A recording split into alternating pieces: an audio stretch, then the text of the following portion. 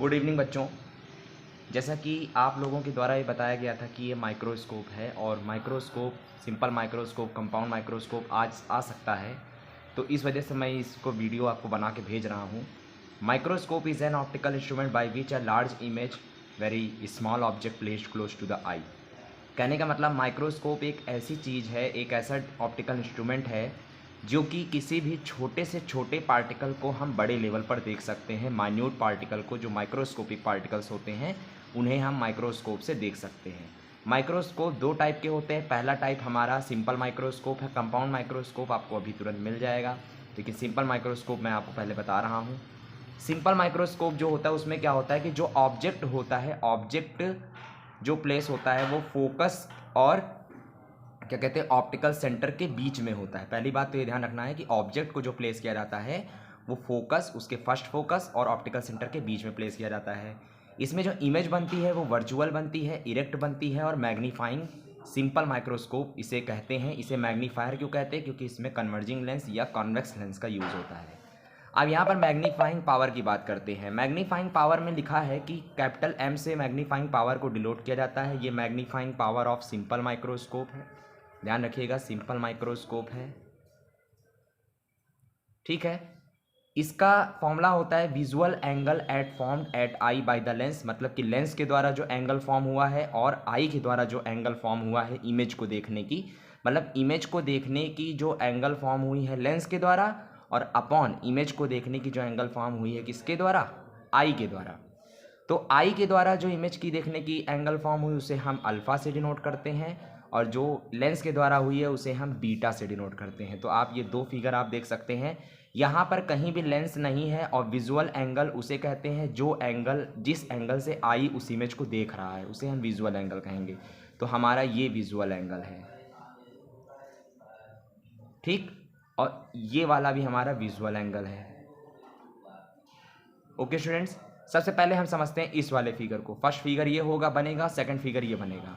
First figure में क्या है, ये आपका पूछा जा सकता है what is the magnifying power of simple microscope. तो आपको ऐसे ही लिखना है। उसके बाद सबसे पहले ये हमारी आँख है, आँख से हम इस एच ऑब्जेक्ट को देख रहे हैं, इसका नाम हम ए बी रख देते हैं, देख रहे हैं। अब जब यहाँ पर बीच में हमने कन्वर्जिंग लेंस या कॉन्वेक्स लेंस लगा दिया, तो कॉन्वेक्स लेंस पे लगाने पर क्या हुआ, ये आँख यहाँ पर है।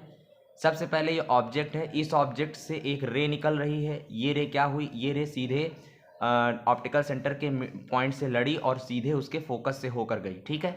दूसरी रे ऑप्टिकल सेंटर से ही होकर गई। तो ये रे तो कहीं नहीं मिलेंगी क्योंकि ये इन्फिनाइट केस है, कहीं भी ये नहीं मिलेंगी। आंखों से हमें दिखेंगी कैसे? जब इस रे को हम पीछे ले जाएंगे, तो पीछे ले जाने पर ये रे हमें कैसे दिखेंगी? ये रे हमें वर्चुअली दिखेंगी, इरेक्ट दिखेंगी और मैग्नीफाइंग दिखेंगी। हम जानते हैं कि अल्फ़ा क्या है? अल्फ़ा बराबर टेन अल्फ़ा बराबर परपेंडिकुलर अपॉन बेस। तो परपेंडिकुलर h है अपॉन कैपिटल D क्या है? कैपिटल D हमारा वो है जो जहाँ पर इमेज फॉर्म हो रही है। यहाँ से यहाँ तक की डिस्टेंस को हम डिस्टिंक्ट विजन कहते हैं और इसे हम कैपिटल D से डिनोट करते हैं, ठीक है। ये आँख इतने इमेज को तो इन्फिनाइट में देखेगा, लेकिन यहाँ पर इसको, यहाँ से इसकी डिस्टेंस क्या है? D है। D टू इन्फिनाइट का मतलब, कैपिटल D टू इन्फिनाइट का मतलब इतनी डिस्टेंस की क्या है इमेज की? इन्फिनाइट है, और इतनी डिस्टेंस की क्या है? D है। क्योंकि यहाँ से सारी डायरेक्शन हम माइनस से लेंगे, अभी आपको दिखाते हैं। अल्फा बराबर h अपॉन डी, बीटा बराबर h अपॉन डी, ठीक है। अल्फा बराबर h अपॉन डी इस केस के लिए है, बीटा बराबर h अपॉन डी इस केस के लिए, और ये बराबर होता है अल्फा अपॉन बीटा, ठीक है। Beta upon alpha, sorry, beta upon alpha, ठीक। इसको ध्यान रखिएगा, ये बीटा अपॉन अल्फा हो जाएगा। अब उसी चीज़ को हमने उसी इक्वेशन में हमने रख दी, क्योंकि बीटा अपॉन अल्फा होता है, बीटा की वैल्यू h अपॉन डी है और इसकी वैल्यू h अपॉन यू है। यहाँ पर आप ध्यान रखिएगा, ये h अपॉन यहाँ पर u रखी जाएगी। यहाँ पर ये जो डिस्टेंस है ये u है। तो ये टोटल डिस्टेंस हमारी m is equal to D by U आ गई है। सबसे पहले हमारी आई की जो इमेज बन रही थी वो इन्फिनाइट बन रही थी, तो हमने लेंस फॉर्मूले में 1 upon v minus 1 upon u is equal to 1 upon f, इन वी की जगह इन्फिनाइट रख दिया, माइनस 1 अपॉन माइनस यू, क्योंकि इधर से नापी गई थी। फोकस कहाँ था? फोकस इधर था, तो u इज इक्वल टू, इसको सॉल्व किया तो u is equal to F आ गया। इस u is equal to F में इस जगह पे f रख दिया, तो ये m is equal to D by F आ गया, ठीक है।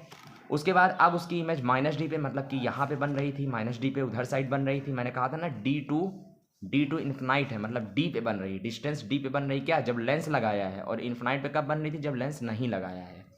तो हमें दोनों का केस लेना है। तो v is equal to minus d पे हमने यहाँ माइनस डी रख दिया, सेम फॉर्मूला सॉल्व किया, 1/u, u की वैल्यू यहाँ से आप निकाल लेंगे, जो u की वैल्यू आएगी उसे आप m is equal to D by u में यहाँ पे पुट कर देंगे, तो आपका ये केस आ जाएगा।